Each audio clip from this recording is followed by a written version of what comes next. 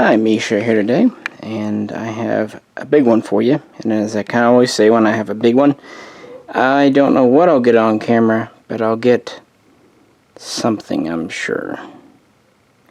Because it's just almost impossible not to when something is this size. This is a new model from Hobby Master, and as far as I know, it's a new tooling as well. This is the Russian Sukhoi SU-33, also known as the Flanker D, NATO codename. Oh, long week, guys, long week. Not a bad one, but a long one. The SU-33 is a variant in the SU-27B family, specifically made for naval use on board Russia's Admiral Kunetskov carrier,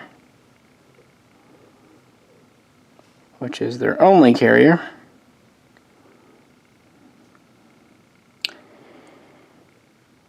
And while at one time it was planned to put these into relatively large production, in the end, fewer than 3 dozen total, including prototypes, were built. But it's a neat design that was worked on for a very long time, and frankly I was bored. So I picked this model up from Pete's Collectibles. They've been selling out. It just came out this summer, and they've been selling pretty well. So what do we have? Well, the model itself is just like the other Hobby Master SU-27 types. It's more or less all metal, very big, very heavy. Comes with a boatload of ordnance, landing gear up or down. Really no notable faults. It's just a solid, it's exactly as you'd expect. The only thing, and I know why they did it, not even saying they're wrong, but it would have been neat to have folding wings. But they didn't do it, and I understand their reasoning. We'll revisit the model at the end, though. Of course, so I gotta talk about the history. In the 1970s, Russia was desiring to have a surface fleet to rival the West, specifically aircraft carriers. But much like Britain and other nations, they didn't want to do full-size super carriers like the USA. They wanted to do smaller ones, larger than escorts, but much smaller than American. So a total of 5 carriers were initially planned, and they were to use the Yak-38, which was a V-stall, much like a Harrier. And while, yes, the Yak-38 required very little runway, it also had very limited range, limited payload, and just overall the performance wasn't awesome. Therefore, a new idea was put forth to use a steam catapult to launch more conventional fighters. And so MiG introduced a design known as the MiG-29K, which was a navalized version of the MiG-29, and Sukhoi introduced the SU-27K, navalized version of, obviously, the SU-27.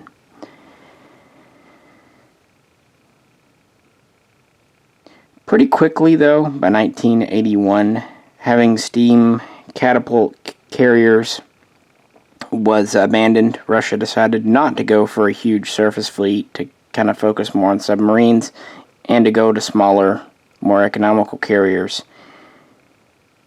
And at first, an idea was put forth for a ramp. And this was tested and was pretty dang disappointing. So the third effort was a ski jump type arrangement,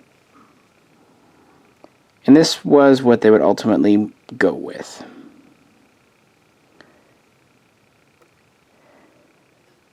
Then, to kind of work better with the new system, in 1984, Sukhoi was ordered to lighten and beef up the SU-27K for use, and it would be the new air superiority naval fighter for the Soviet Union. Since it was based on an existing design, it only took until about 1986 to have the final plans down for the 27K, and then the first prototype flew in August of 1987. At the same time, the carrier, Admiral Kuznetsov, was going through final updates and trials and testing, and it was ready for the 27K in 1989. The first of these landed on board in November, and then in 1990, Soviet naval pilots began training on board the new fighter.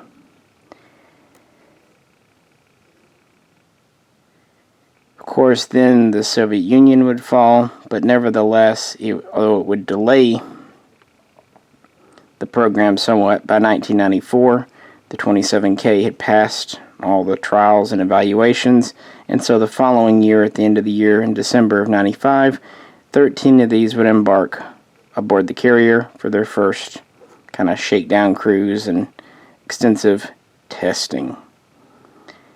This period would last a number of years. Again, the budget was quite low at this time.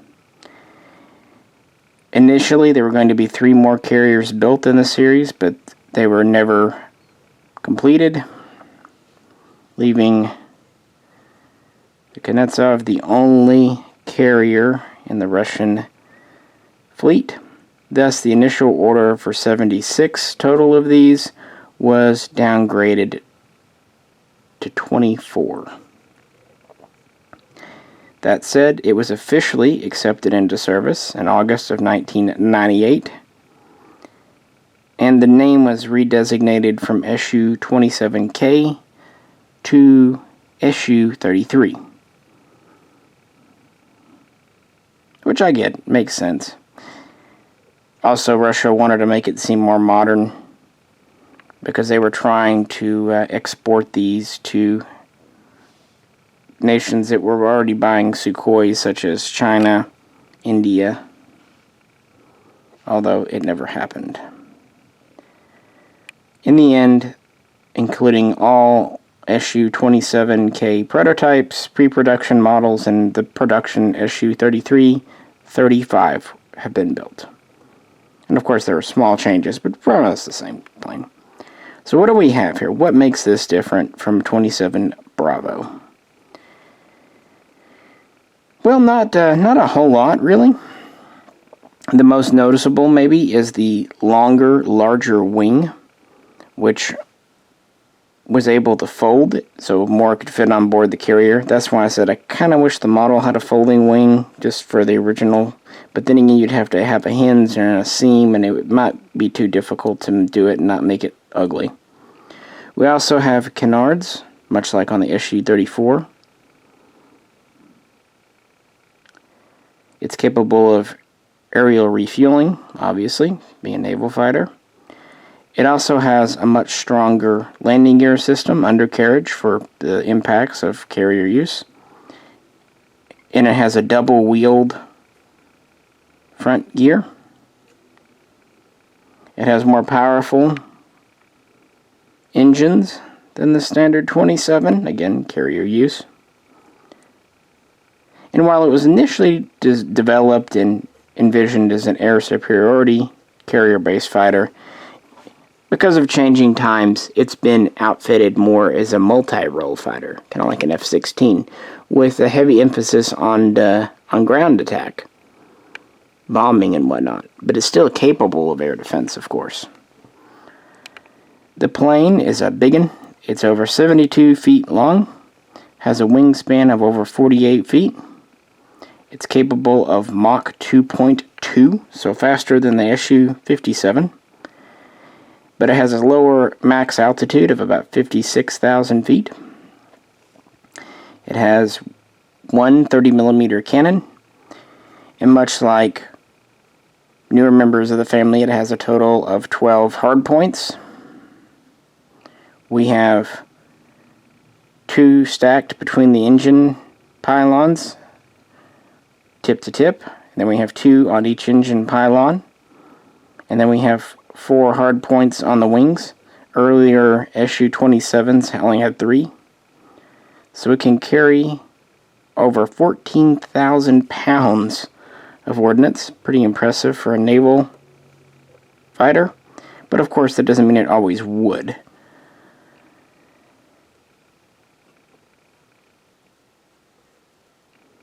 You don't really hear a lot about these from the early 2000s. At that point, Sukhoi was under new things. They had the 34, the 35, and eventually the 57.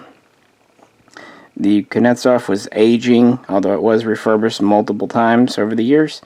So this kind of fell by the wayside. And in fact, in 2009, it was decided to replace the small existing fleet of SU-33s with the MiG-29K, which was a smaller, lighter fighter. And yeah, the idea was just to let the 33 serve out its life, and once all the planes were no longer airworthy, just retire them, since there was such a small number in service. However, because of delays in the SU-57 program and other issues with MiG and kind of Sukhoi's dominance in the modern era, it was decided in 2015 to upgrade the existing fleet. They didn't order new ones as far as I know, but they did upgrade. One of the earliest things is not surprising. They gave them a new, more modern radar, very important for a fighter. They also gave them an engine upgrade in 2017. And actually, finally, the SU-33 saw true combat in November of 2016 when they were assigned bombing missions over Syria. They would launch from the carrier, carrying 500-pound bombs, and were assigned targets that were deemed of importance to the terrorist organizations. They would attack training camps, factories, supply depots, warehouses, basically just, points of where they were storing a lot of stuff, including peoples. And these were used multiple times in bombing runs. These can carry up to, the heaviest bomb I think they can carry, relatively speaking, is a 1,100 pounder, but of course that has other disadvantages. Of course, they carry air-to-air missiles, they can carry anti-ship missiles, they can carry anti-radiation missiles. This model has this ordnance on it. I don't have it completely fully loaded, and I didn't put any on the under pylons. I don't know, I just didn't feel like it. Those things, those pods, I asked Pete what they were, and I described them, and I was thinking, I was just trying to make sure I plugged them into the right spot and everything. And I described them, honestly, as looking at it like a suppository. Because they're pointed on one end, they flare out, and then they're hollow on the other end. And so we decided the best official NATO name for them is rectum wreckers. What do you think? Now they're, ground attack. But kind of neat little ordnance this comes with.